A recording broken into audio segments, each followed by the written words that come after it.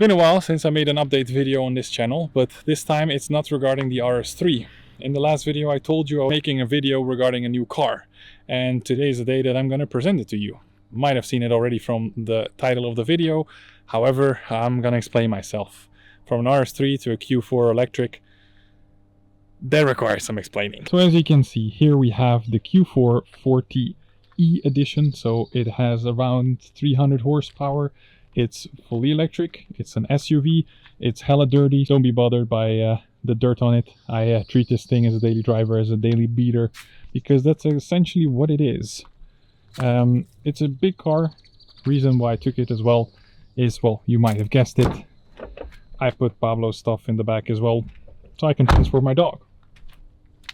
It's a big car, it's an SUV, it weighs 2 tons-ish.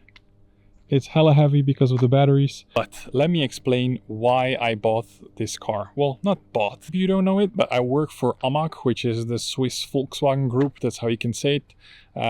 They own, or they manage the Volkswagen Group in Switzerland, if you want to put it in the easy way. And of course, they have a lot of daughter companies.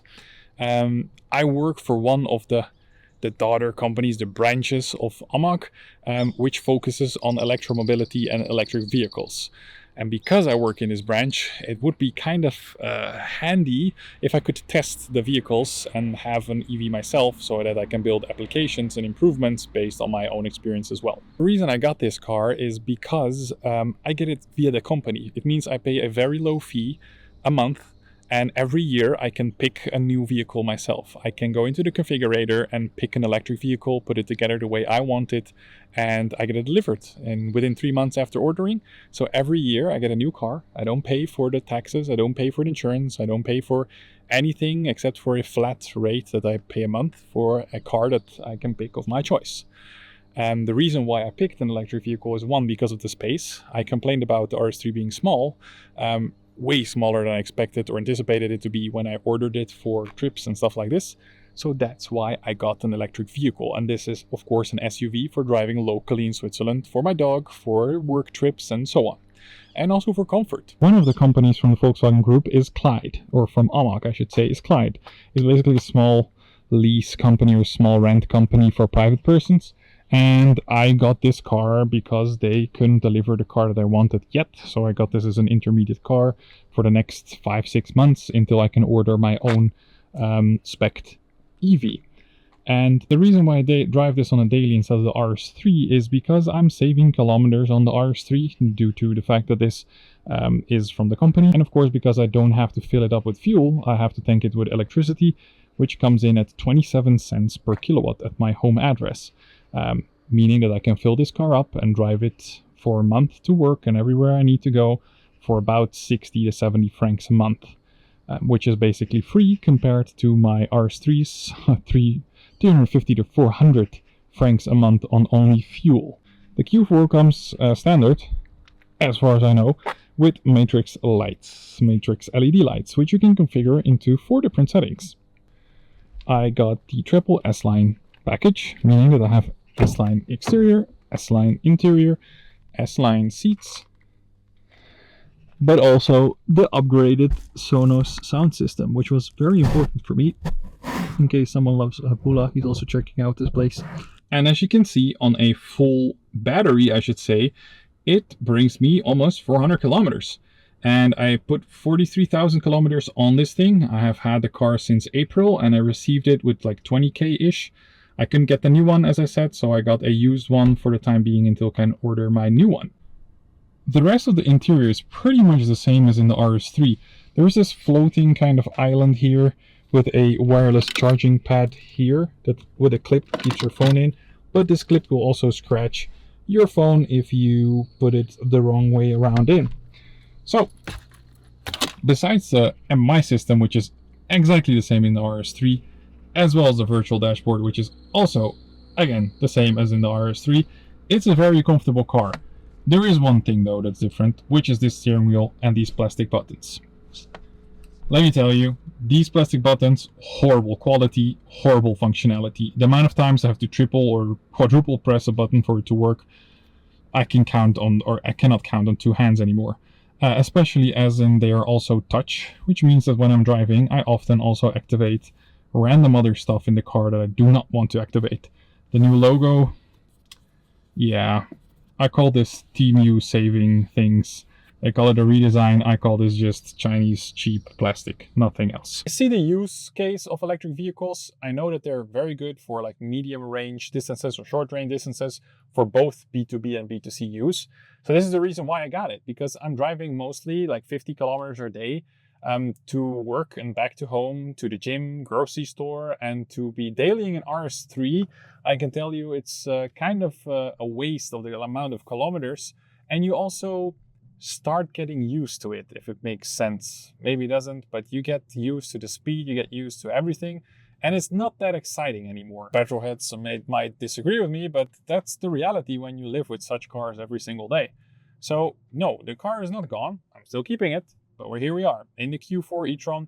I would have never had an electric vehicle if it wouldn't be for a good spec one that has enough power to overtake and stuff like this. Yes, it's heavy, but still, this car has a very, very nice weight distribution.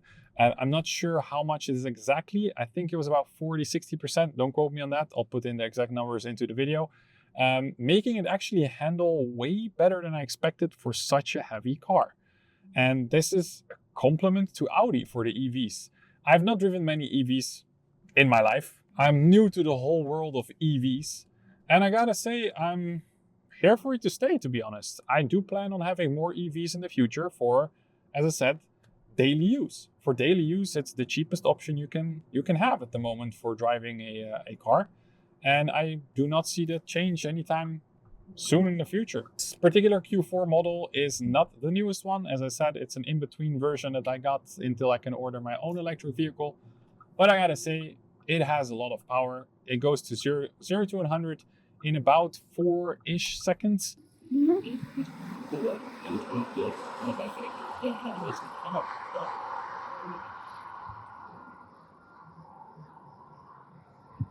100.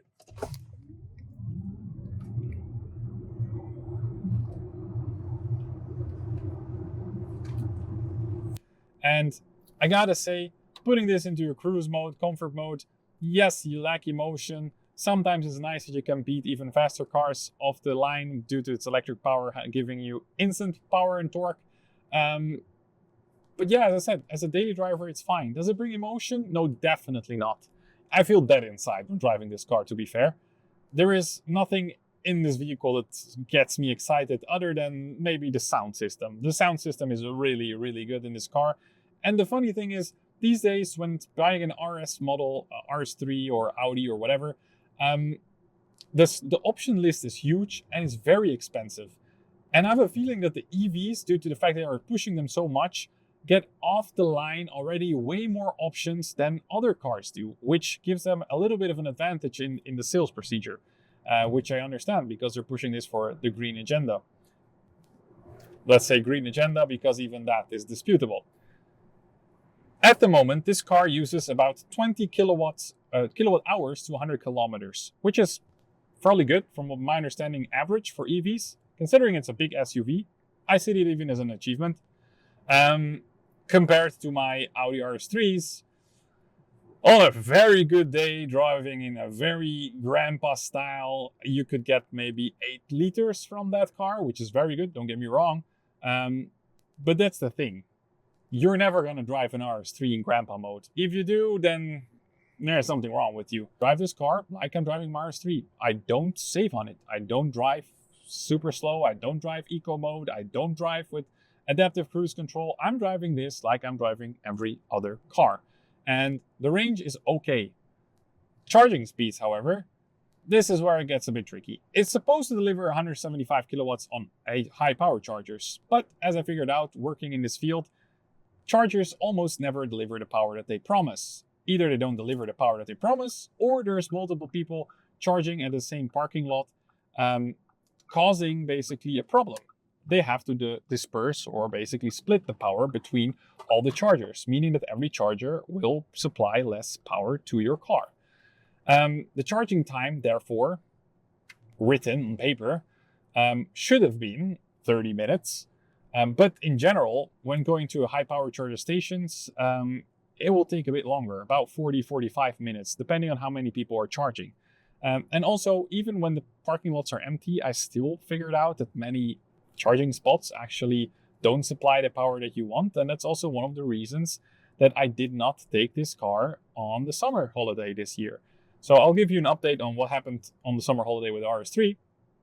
But that's one of the reasons why I didn't take this. I just don't trust the network within Europe yet enough for it to be a reliable car that I can use on a day-to-day basis and that I can also want to travel long distances with. So that's a little bit of the, let's say, issue I had with it, or range. Yes, it has 400 kilometers, but in reality, it's now summer. I'm on summer tires. And the way I drive, I usually get 300-ish. So during the winter, with a loss of 30% due to cold weather conditions, maybe even more, I'm very fearful of driving this car to the Netherlands over the winter. There is still one thing that I wanted to show to you guys, or so you can hear it. It's every time you brake with this car, which if you buy this privately, it's about 100k in the Switzerland, 80 to 100k, depending on the options. So listen to this.